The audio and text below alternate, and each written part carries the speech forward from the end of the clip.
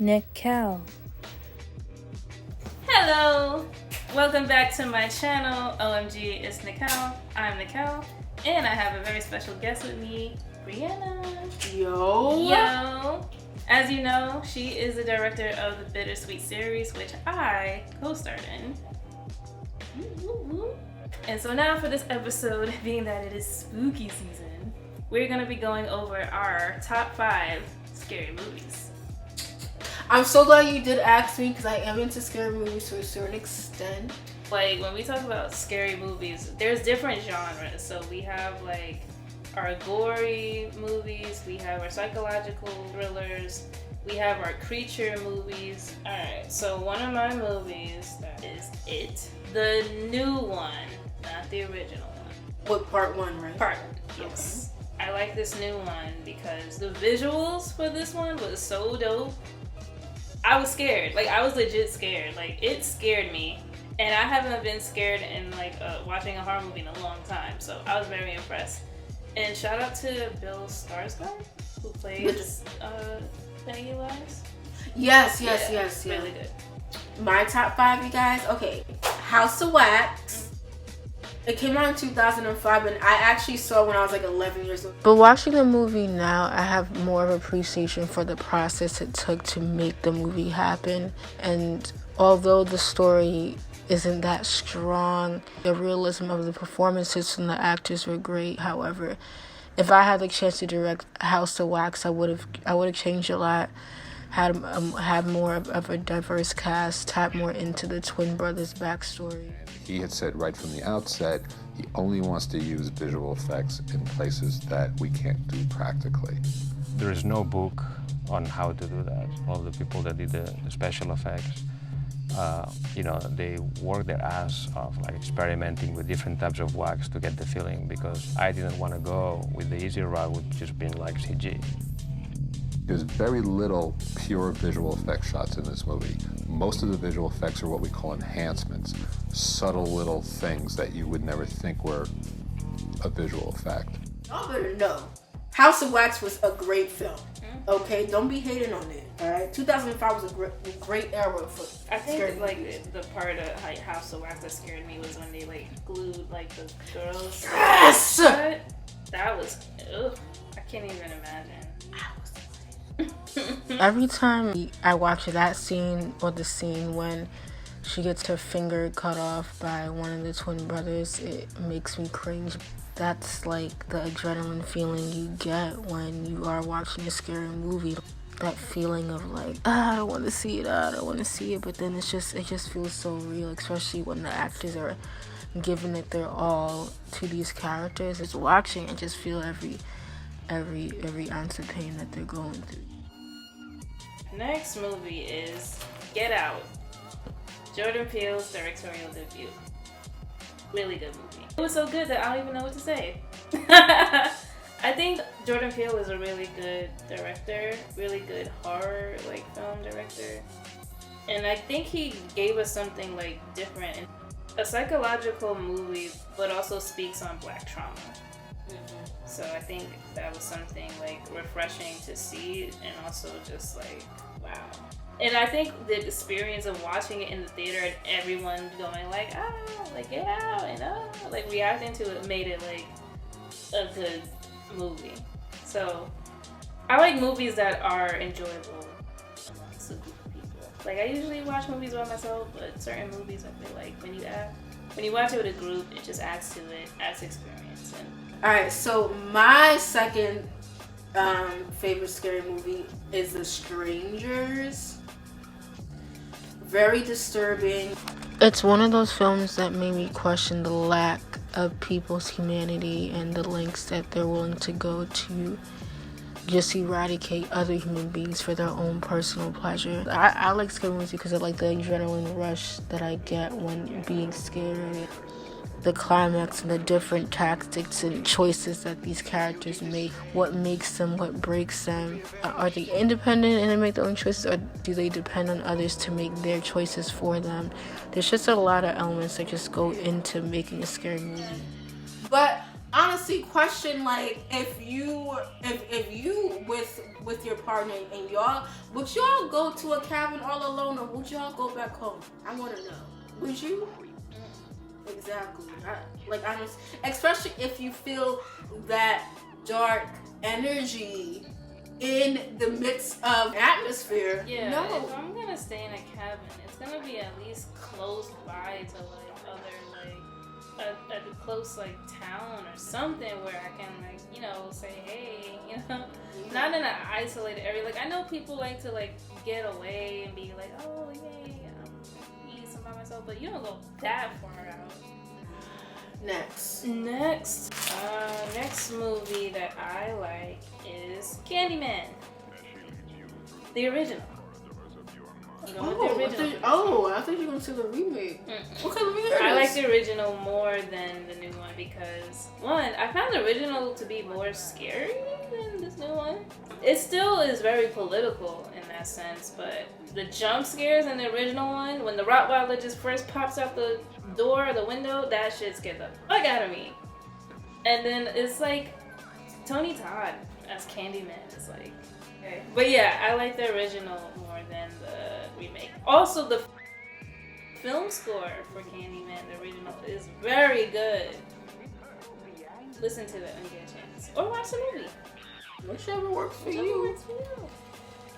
I bet third scary movie. Dun dun dun!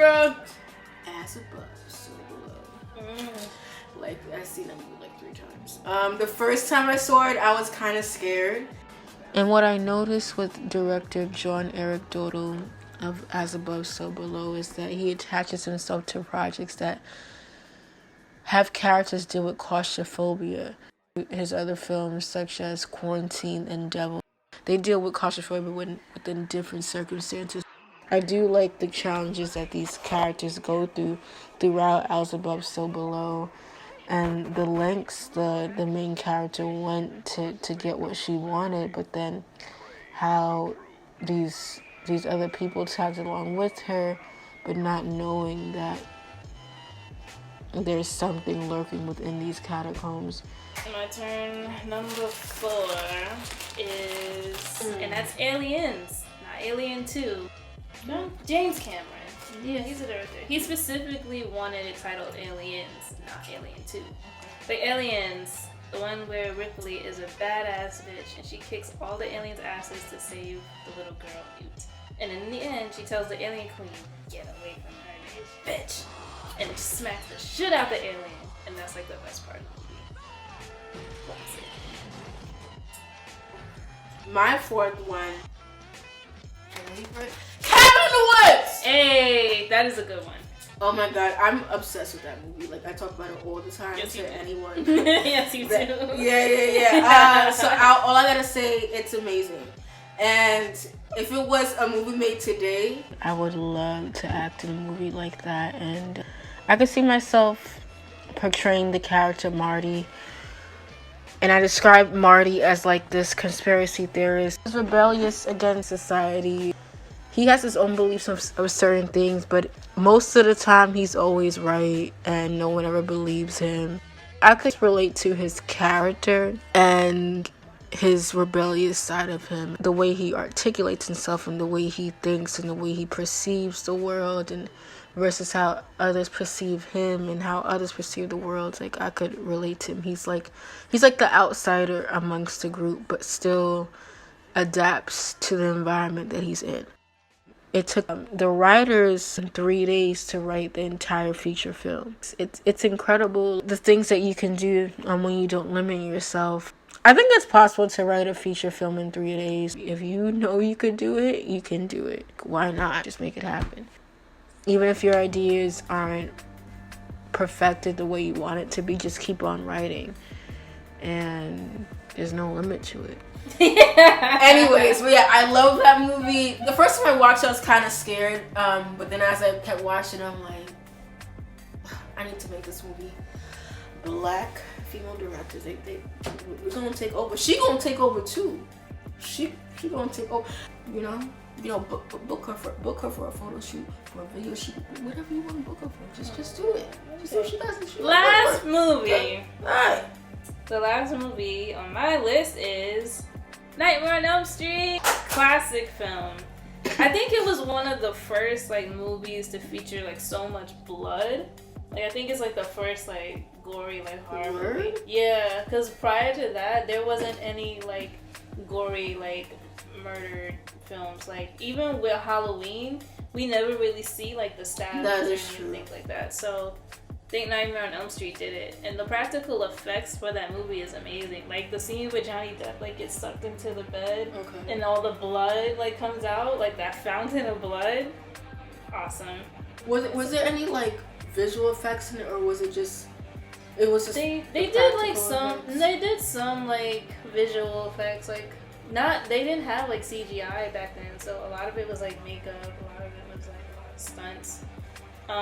The way that they filmed the scene when when the first girl gets killed, they filmed it like upside down. Mm-hmm. So she really was like spinning like upside down, like doing all of that stuff. Yeah. Wait, so was she? Oh. Mhm.